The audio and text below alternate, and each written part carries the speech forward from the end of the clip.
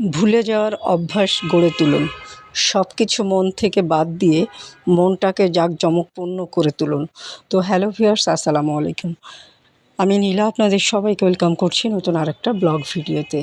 আজকের ব্লগ ভিডিওটাও একই রকম, প্রতিদিনের মতো আমার কার্যকলাপগুলো দেখাতে দেখাতে কিছু কথা, কিছু এলোমেলো গল্প বা এলোমেলো কথা আপনাদের সাথে শেয়ার করি। কথাগুলো যদি ভালো লাগে শেষ পর্যন্ত সাথে থাকবেন বা শুনবেন। যদি একটু বেশি ভালো লাগে ছোট্ট একটা লাভ রিঅ্যাক্ট দিয়ে দিবেন। তো আজকে যেটা বলছিলাম, ভুলে যাওয়ার অভ্যাস গড়ে তুলুন। সব কিছু মন থেকে বাদ দিয়ে মনটাকে জাঁকজমকপূর্ণ করে তুলুন। যার সবসময় মন খারাপ থাকে সে সবসময় আফসোস ও হাউতাশ করে বেড়ায়, যে নিজের খুশির কারণ হতে পারে না কখনোই।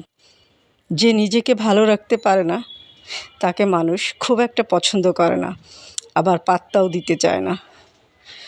আপনি যদি ডোন্ট কেয়ার ভাবে পারদর্শী হতে না পারেন তাহলে আপনি অনেক কিছুই হারাবেন। সবার আগে হারাবেন নিজের শান্তি এবং তৃপ্তি। নিজের ভিতরে শক্ত মানসিকতা তৈরি করুন। ইগনোর করার দারুণ ক্ষমতা সৃষ্টি করুন।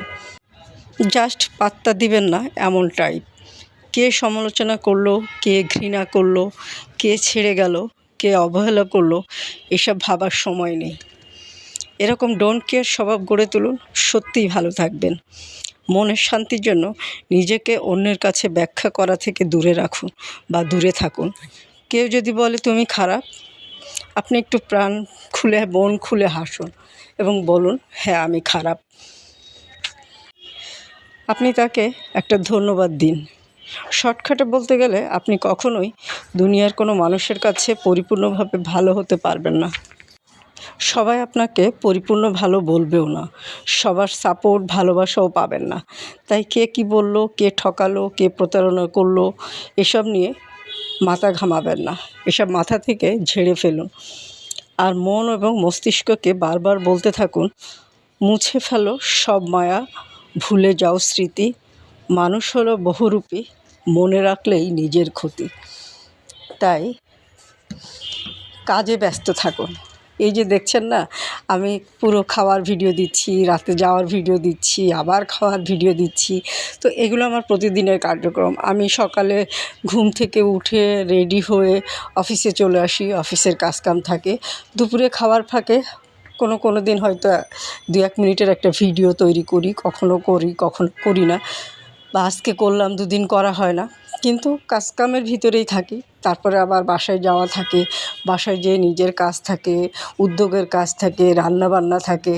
তো এতগুলো কাজের মাঝখানে আমি যখন ব্যস্ত থাকি তখন কে কী বললো, কে আমাকে নিয়ে অসন্তুষ্ট হলো, কে ভালোবাসলো, এগুলো কিন্তু খুব বেশি এত কিছু দেখার সময় আসলে হয় না।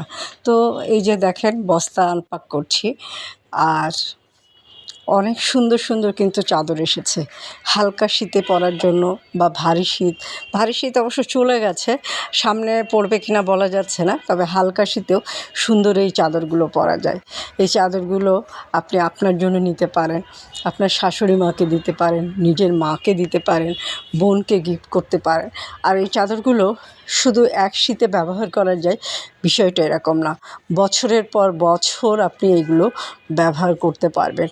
ববলিন উঠবে না, রং উঠবে না, লং টাইম ব্যবহার করা যায়, খুবই কমফোর্টেবল, দেখতে সুন্দর। তো এরকম সুন্দর কিছু প্রোডাক্ট নিতে গেলে দেরি করবেন না,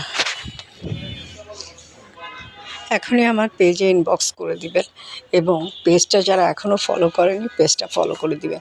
কাজের ভিতরে থাকলে বা ব্যস্ততার ভিতরে থাকলে মন মানসিকতা ভালো থাকে। প্রতিটা মানুষের জীবনে দুঃখ আছে, প্রতিটা মানুষের জীবনে কষ্ট আছে, সমস্যা আছে। সমস্যা ছাড়া কোনো মানুষই না। আপনার একদিকে সমস্যা, আরেকজনের অন্যদিকে সমস্যা।